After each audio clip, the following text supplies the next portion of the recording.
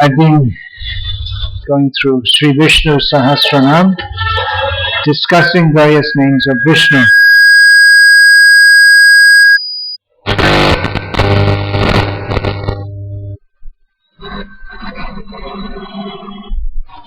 Many of these names are not very well known.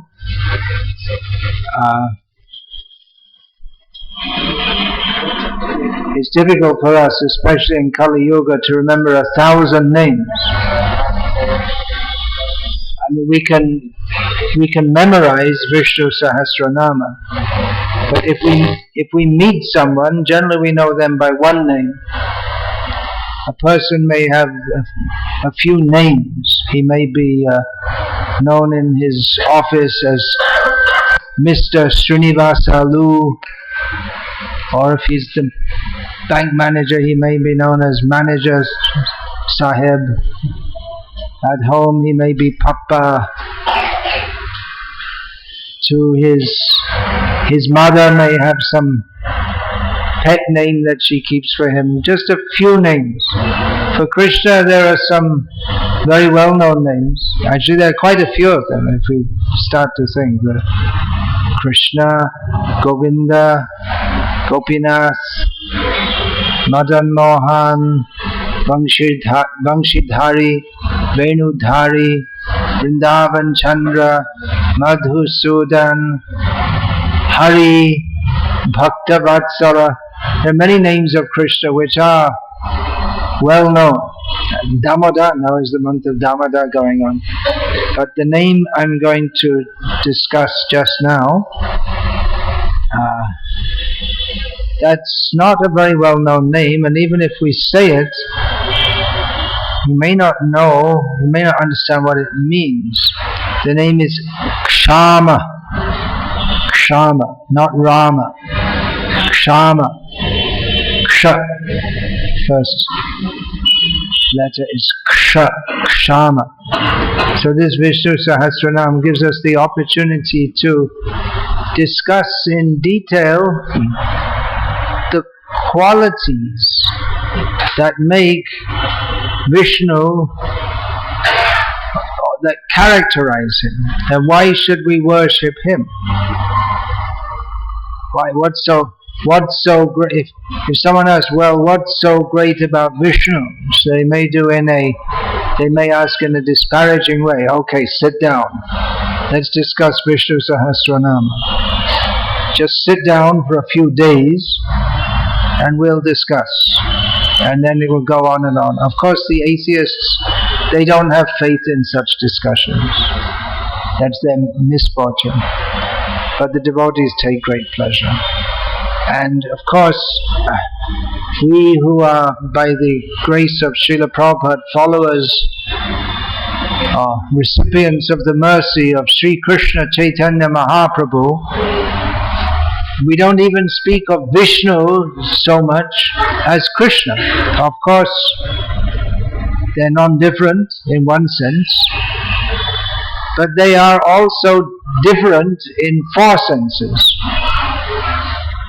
The four senses are Rupa Madhuri, Prema Madhuri, Leela Madhuri, and Rupa Madhuri. That Krishna's Rupa, his form, is, even though the form of Narayana is transcendently, exquisitely, incomparably beautiful, but Krishna's is, even though the form of Narayana is unlimitedly beautiful, but Krishna's is more unlimitedly beautiful. And Leela Madhuri, Krishna's pastimes, are especially very, very sweet. The form of Krishna is very sweet. The pastimes of Krishna are very sweet. His flute is very sweet. And his love is very sweet. So some of the names, if we say them, what is the meaning? It may be difficult to grasp, but first. This name is Kshama, which means he who is diminished or in diminished form. So this Visnu Sahasranama gives us the opportunity to analyze how every word describes Krishna. Even words that, if they're applied to others, would seem to be disparaging or pejorative. When applied to Krishna, then we find all different angles of vision. So Krishna, he's in a diminished form. That means, what does that mean? He was great and he became small. Well, that doesn't sound very good, does it? It's just like sometimes we see an old man. Many years ago I met one sannyasi, old sannyasi, bent over. He told me that when he was young, at this time I was about 30 years old, so it must have been about 30 years ago. He told me that when he was young, when he was my age, he was a wrestler, and he could pick up 5 or 6 people of my size at the same time and just throw them to the other side of the room. But now he can't go anywhere except with a stick on one side and holding on to someone else on the other side. His form had diminished. But Krishna's form doesn't diminish. Ajopi san avyayatma, he says. Bhutanam ishvaropi san prakriting swam adhisthaya sambhavami atmamayaya. Krishna says, although I am unborn and I am avyaya atma, my form never expends or diminishes. And although I am the Lord of every living being, still I appear in my original transcendental form in this material existence, out of my own mercy. So Krishna, his form never diminishes. That's one of his names, Avyaya. And another name is that Kshama, he does diminish. So how you can say? Well, if something is A, it can't be non-A. That's basic logic. It can't be something and not that at the same time. If we say, here is a glass of milk, it can't be at the same time not a glass of milk. It can't be both at the same time. But with Krishna, everything is possible.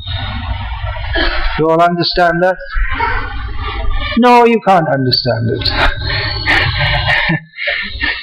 You just accept it, that's all. Actually, even in this quantum theory, they have the idea that is it a wave or is it a particle? It can't be both a wave and a particle. It's either a wave or not a wave. Or it's either a particle or not a particle. Schrödinger, is the cat alive or dead? Well, that's another example.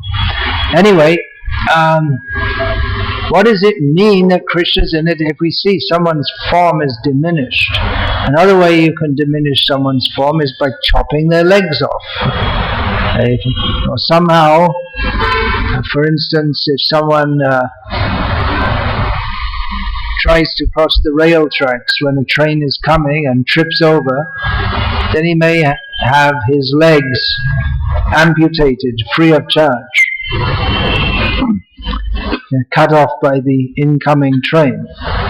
So it may say in his identity card, height 1.6 meters, and then afterward it comes down to 1.2 meters because he lost his legs, so his form diminishes. But Krishna, when we say that his form is diminished, he can do that. That means he can show a very big form and then a very small form. Just like Krishna showed the Vishvarupa to Arjuna, very big form. And then again he showed a small form. That's up to him.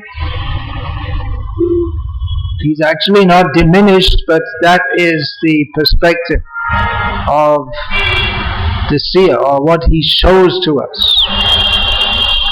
Brahma, this is the Damodar months, remembering Krishna's pastimes. No, I'll get back to Brahma later. So Mother Yashoda, she thought she would tie up Krishna. So she brought some rope to tie him up. And in a house of people who keep cows, there are always plenty of ropes that you can understand for tying up the cows, for tying up the calves, for tying their legs at the time of milking. But she couldn't tie him up. Why is that? Because he appears very small. Even bringing all the ropes in the house, she couldn't tie him up. Because actually Krishna is bigger than you think.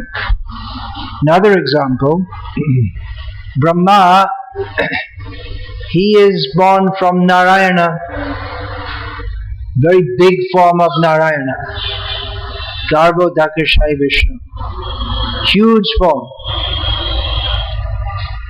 So when he saw Krishna playing, because he had gone actually to see Kshiradakshai Vishnu and invite him, please come to the earth, because there are so many disturbances from the demons. So Krishna came, and one time Brahma saw this little boy. You can see the picture, there's a B.G. Sharma picture, looks like, of Krishna and Balaram and the cowherd boys. And if we think about God, all majestic, all powerful, being praised, it doesn't look like God, because he's just playing with some cows.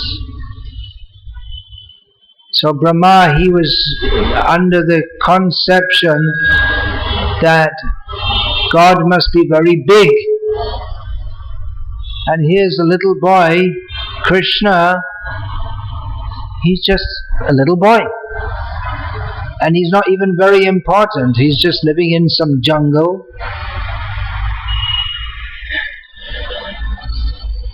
But then, after Brahma had stolen Krishna's playmates and his calves, then Krishna remanifested the calves.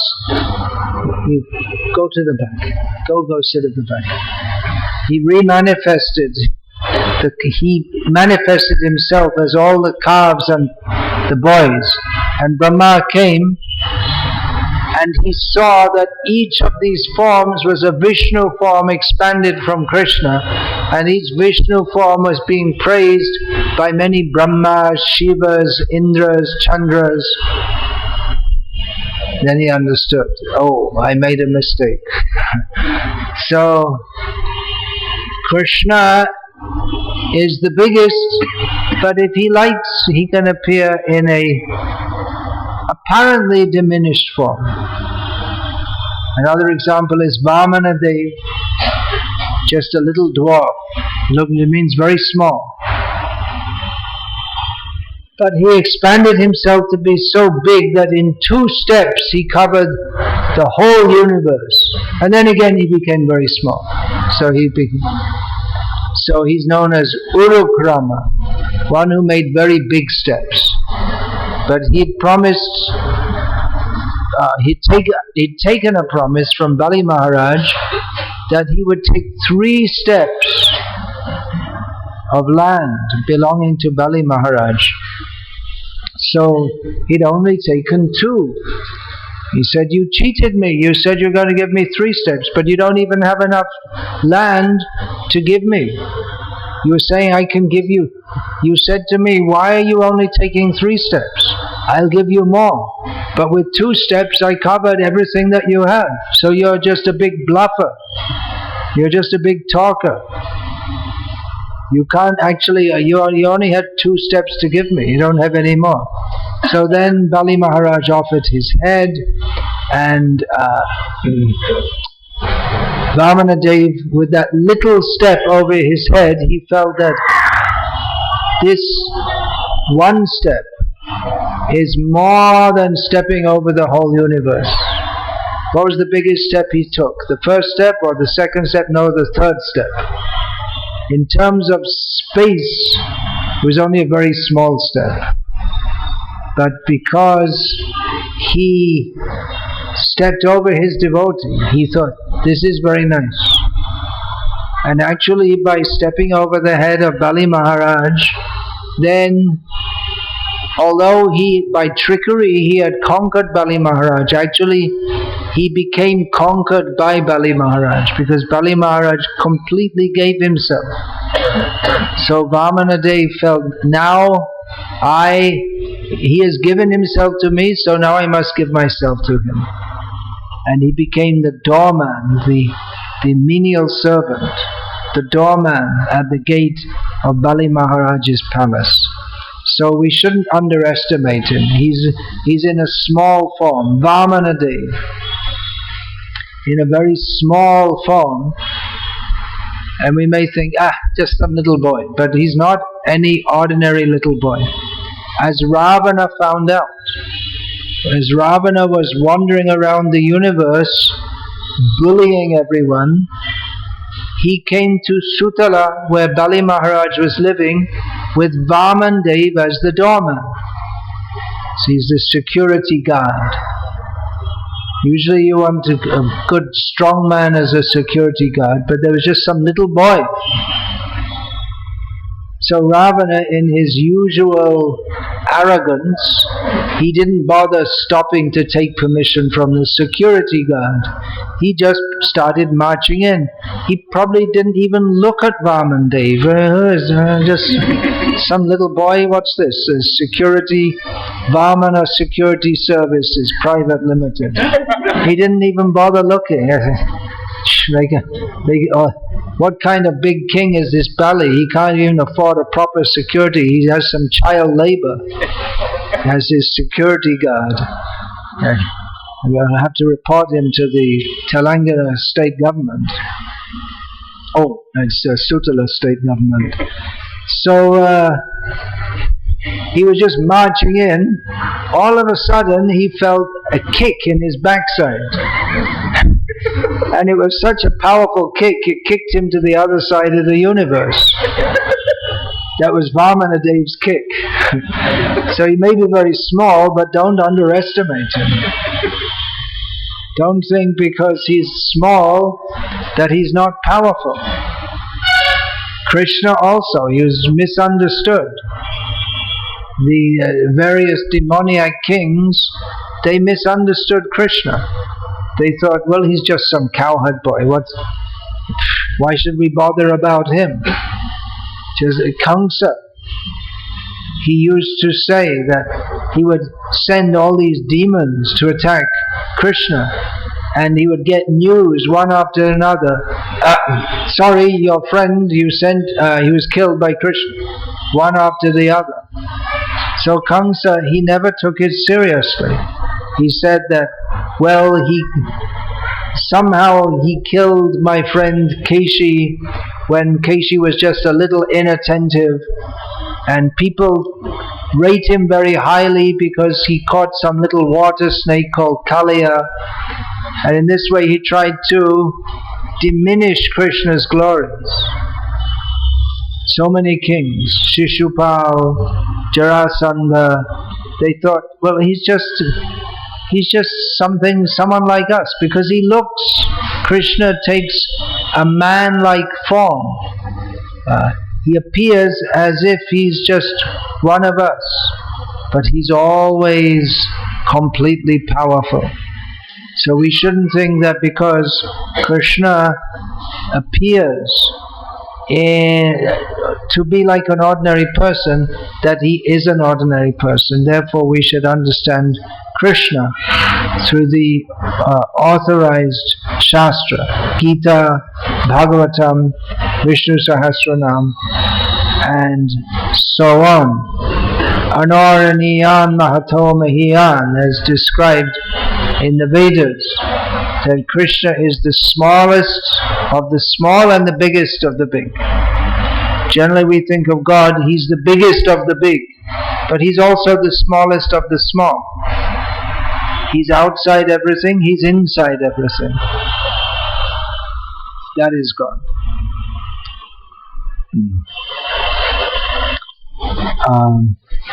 He's Baladev Vidya Bhushan, our Gauriya Vaishnava commentator on the Visnu Sahasranama, gives the meaning that he, of this name Kshama, he is within all the planets.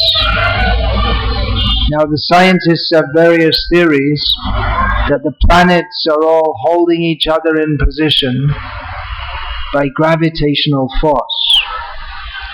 There's a problem with that theory.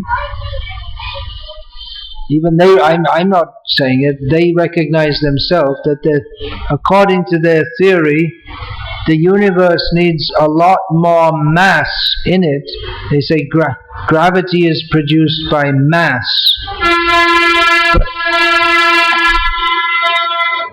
But there's not nearly enough mass in the universe to generate all the gravitational force that we see. So never mind, the scientists they discovered this problem and then they came to the rescue. They invented invisible mass, dark matter. You can't see it, touch it, taste it, smell it or feel it, but it must be there, otherwise our theory doesn't work. This is called science. Sometimes they say, can you show us God? You know, why are you demanding to see God? Well, if you can't see, it's not scientific. That's what they say. But they make up these theories that there's dark matter, and then there's dark energy, and then they make up all these things because their theories don't work. But actually who's holding all the planets is Krishna. He is the principle.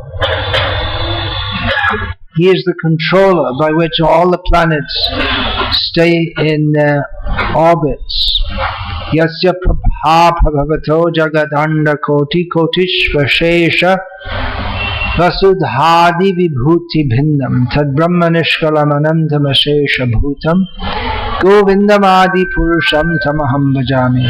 Govinda, that Krishna who is dancing with the cowherd boys and the cowherd girls on separate occasions, who is the original personality of Godhead, he maintains all the planets in their orbits, he enters into them, and he ordains for them different atmospheres. So it's Krishna who holds everything together. And maybe scientifically you can explain it some way or other. The gravity theory seems to be outdated or in trouble. Another meaning is, because each Sanskrit word you can analyze it in different ways.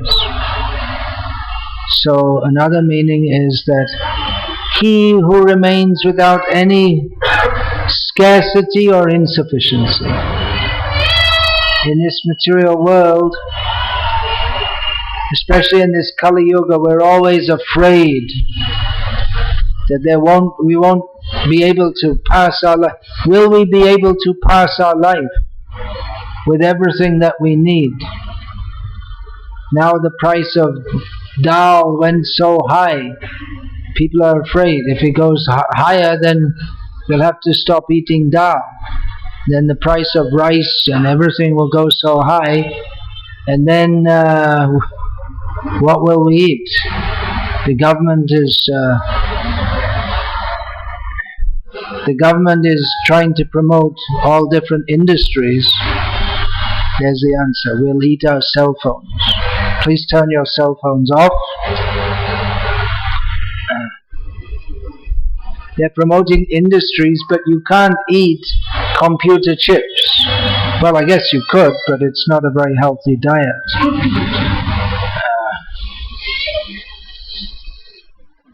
You can't eat nuts and bolts.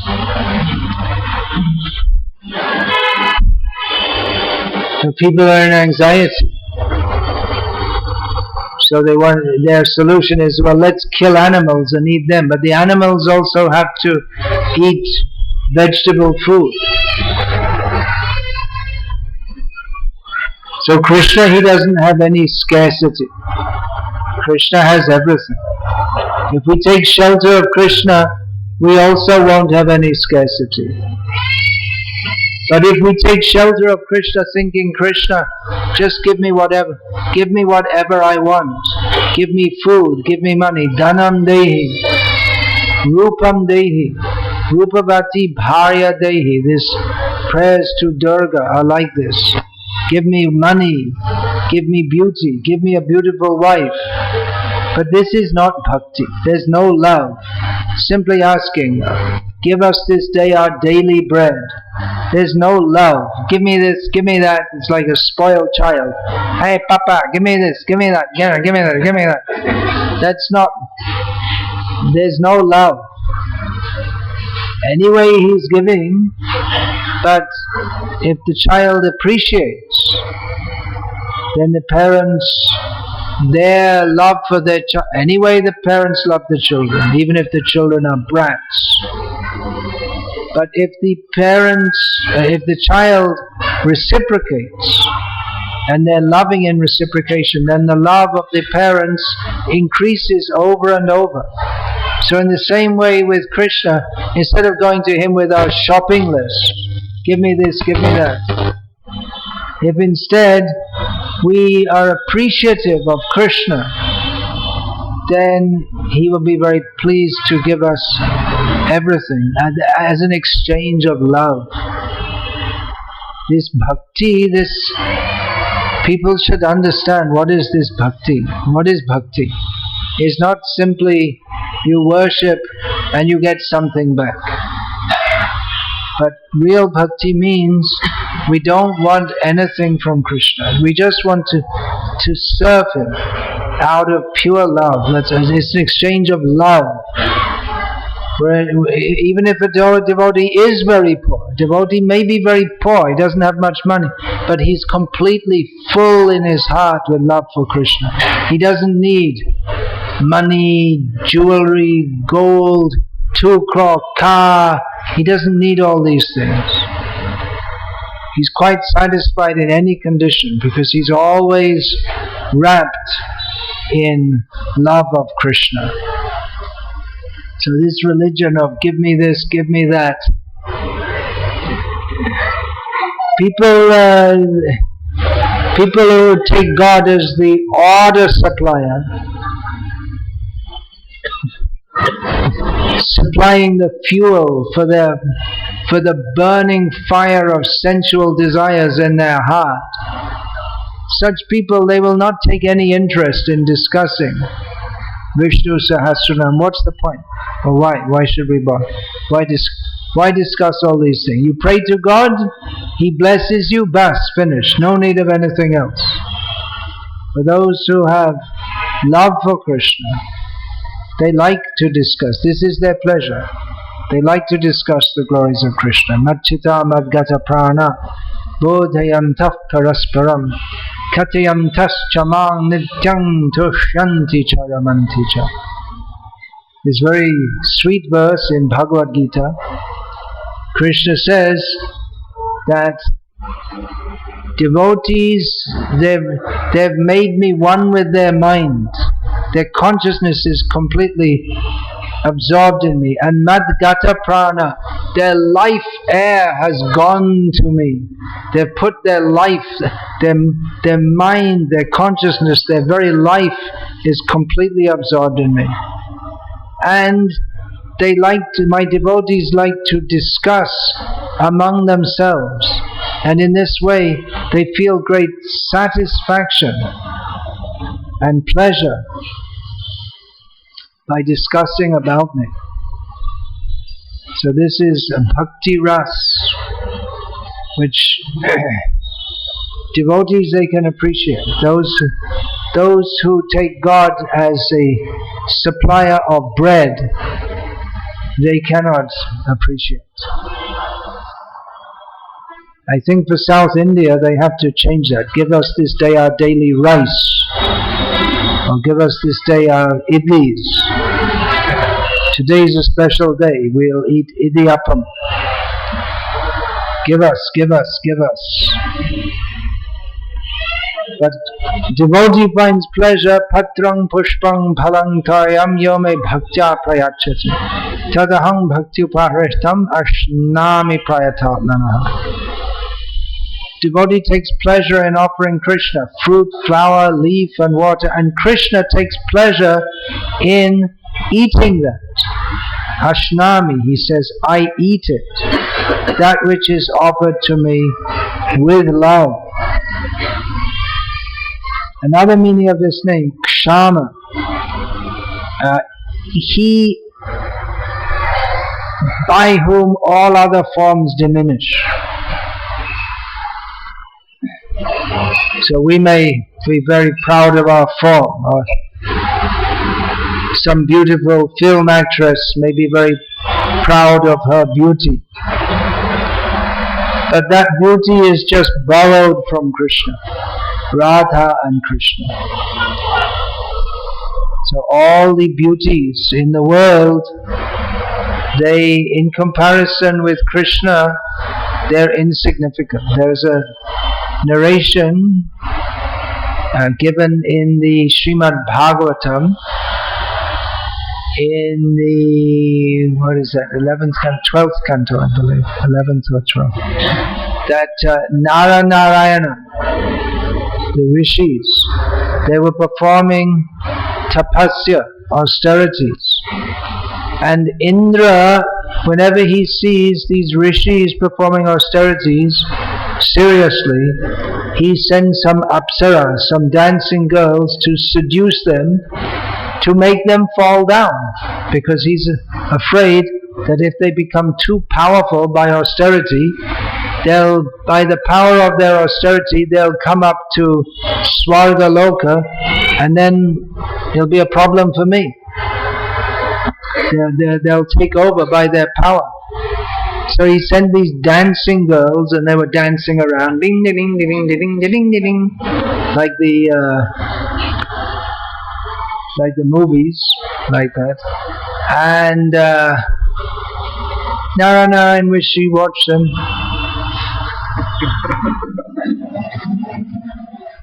He said, so Indra, you like beautiful girls, do you? Okay. And they produced, out of their mystic potency, so many girls, each one millions of times more beautiful than the most beautiful girls that Indra had, and he'd send to tempt them. Do you like beautiful girls? Here, take one of them, whichever one you want. So they can produce millions of beautiful women, but not interested. By his potency, he diminishes the potency of those who think, I am very great. If anyone thinks I am very great, Krishna, in the form of time, cuts them down, one after another, one after another. So many big men, so many great men were there in the 20th century. So many great men here in India, Gandhi, Nehru, Subhash Chandra Bose, Sardar Patel, all great men. They're all cut down by time. They were gone. Where are they now? Their names are just there. They've gone. Everyone is cut down by Krishna in the form of time. But for his devotees, Krishna not only doesn't diminish them, but he expands their glories. He lifts them up. Even if a devotee doesn't want to be glorified, Krishna, he wants that his devotees will be glorified. So when the whole universe is diminished and finished, Krishna remains. That's another meaning of the name Kshama. the remainder, the leftover, whatever is left over, He remains. He is permanent. He is eternal. I'll just go through one more name now. Name 445 in this edition, Samihana. That's another name. If someone asks you, which God do you worship? Who is your Ishta Deva? And you say Samihana. Then which? Who? What? Samihana. Which one is that? Vishnu. Those who know Visnu Sahasranama, they will know this name. But nowadays people don't know. Previously so many people knew. Now they don't know. They know the name of cricket stars and politicians and film stars, but they don't know the names of Vishnu. They've all become fools and rascals and lowest of mankind. This is India Today. There's this magazine, India Today. I presume it's still running on. India Today means all the rascals, that's all. All simply rascals. So, Samihana Baladev Vidyabhushan gives the meaning that pious and intelligent persons aspire to attain Him. As Krishna states in Bhagavad Gita, all these names can be understood in relation to Gita. All the descriptions are given in Gita and Bhagavatam. Yeshang tvantagatam papam jananang punya karmanam tidvanva moha nirmukta bhajante mangyaravrataha. Krishna says that persons who are finished with all sinful activities, they've stopped, they may have been impious in the past, they stopped, all sinful reactions are finished, and who act very piously, and who are free from the duality of delusion. That means they're very intelligent. Such persons worship me with dhrita, with determination. In Bhagavad Gita also we find the term used many times, Buddhi Yoga, the yoga of intelligence. Krishna says, Tesham satata yuktanam bhajatang vidhi purvakam dadami buddhi yogam tam yena mamopayanti te. Krishna says that for those who worship me always, Priti Purvakam, with love, I give them the intelligence by which they can come to me. So people who are actually pious and intelligent, they aspire to worship Krishna. Some people will say Shiva is supreme. Many people now say Sai Baba is supreme. There's no theology, there's no philosophy, there's no shastra, there's nothing behind it. It's just some public belief that Sai Baba is God. But Krishna, actually, if we analyze according to all shastras, Krishna is that one person who is supreme, who we should aspire to worship. But only people who are very pious and intelligent can understand this. Another meaning is he who establishes everyone in their position. That means Indra. Who gets the post of Indra? Who will be the next Indra? Krishna decides. And he keeps Indra in his position. He's often wobbling and tottering, but Krishna keeps him in his position. Brahma, they all get their position and are kept in their position by Krishna. Even in this world, we have little leaders who to us seem to be very big. At the present time, there is Narendra Modi in India and Vladimir Putin in Russia and Barack Obama in America and they all seem to be very big people. Well, they are, but it's like in a tank where there are some fish, and there are little fish and big fish. But after all, it's just a little tank with some fish. So like that, the President of the United States, the Prime Minister of India, the Prime Minister of whatever, of Russia, they all seem to be very big, but they're all very small. But anyway, they got their position, grace of Krishna. He put them in their position. He is also the well-wisher of everyone. He wishes well for everyone in the creation, which is why he comes here and speaks Bhagavad Gita. It's not that he just creates this world and then abandons it like some game. He sets it up and then he gets fed up of it and then he ignores it. But Krishna, although he's aloof from this creation in one sense, but he doesn't get involved in all the day-to-day affairs of everyone directly, but he is concerned as the well-wisher of everyone, Suhridam Sarva Bhutanam. He's concerned that everyone can come out of this material existence and come to him. Therefore he comes, he gives the process of dharma by which people can be purified. He gives us the process of bhakti by which people can become fully in love with him.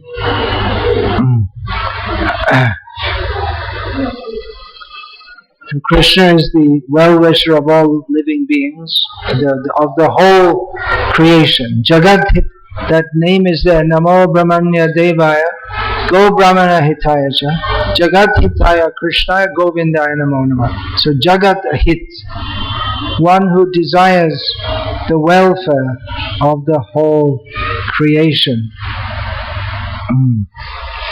So Krishna,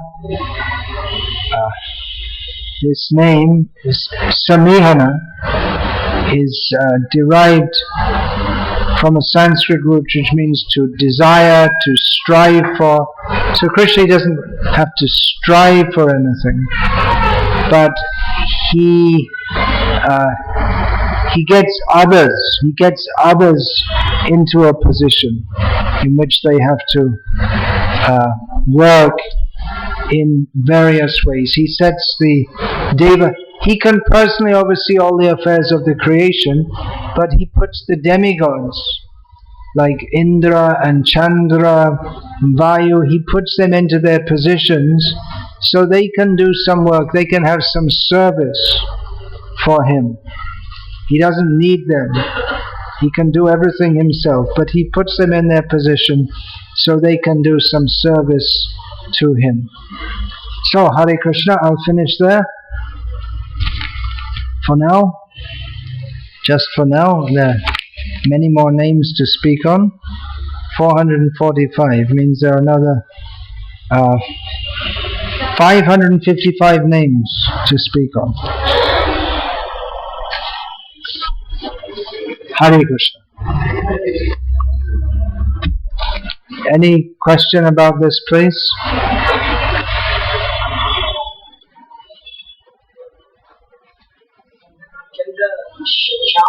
Can be given to the deity? Can Kshama be given to, can that name be given to the deity form? Yes, just as Krishna himself, although he is everything, Vasudeva Sarvamiti, he appears in a human-like form. So deity also, he appears in a form suitable for us. That is his kindness. As Srila Prabhupada once explained, if we had to worship the Virata Rupa, the Vishwarupa, the huge form of Krishna, then it would be very difficult to dress him. All the cloth factories in the world, we wouldn't be able to produce enough cloth to dress him. But he appears in a small form, so it's very convenient for us. to dress him. That's his kindness. He appears in the deity form. So Hare Krishna. We'll finish there.